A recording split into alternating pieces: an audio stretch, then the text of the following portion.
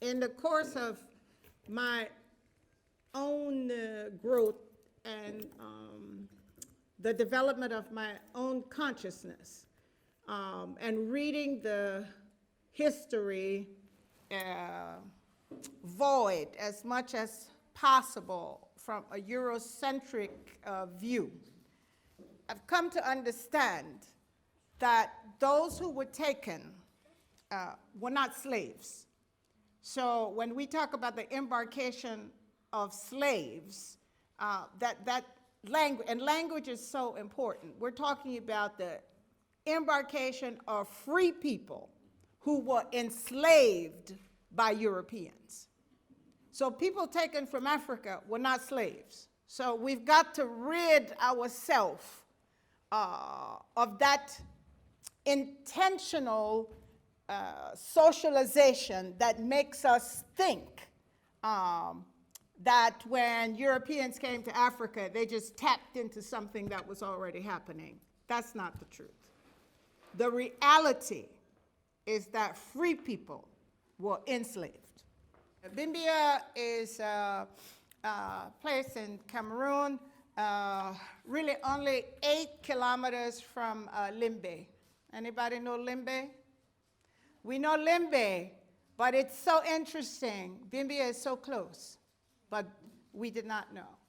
And the reason is because information about Bimbia was not only suppressed, it was denied.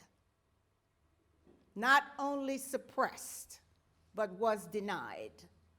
And we have got to ask, who was behind the suppression and denial, and who benefits from it? Bimbia is comprised of 3 villages: Bonabile, Bonangombe, and Dikolo. When I first went to Cameroon in 2010, I've spent half of my life in Africa, in different African countries, but I had never been to Cameroon. So in 2010, because people like Omar were doing their DNA tests, and it came back Cameroon, and it was a big surprise for not only scholars and researchers like me, but for lay people as well, because especially when we talk about French-speaking Africa, we don't talk about sites of transatlantic slavery in Cameroon. In fact, we talk about what country? Senegal and Gorée. English-speaking countries, we talk about Ghana, Cape Coast, Elmina. Lusophone-speaking countries, we talk about Angola.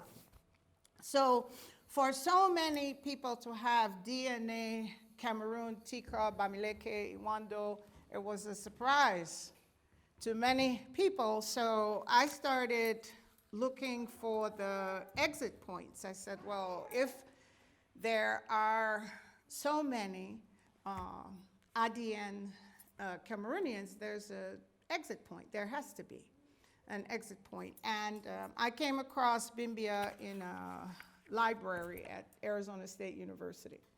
And 2010, I made the first presentation on Bimbia in Cameroon, and it's important to note that Cameroon is the first African country to invite its DNA diaspora back home.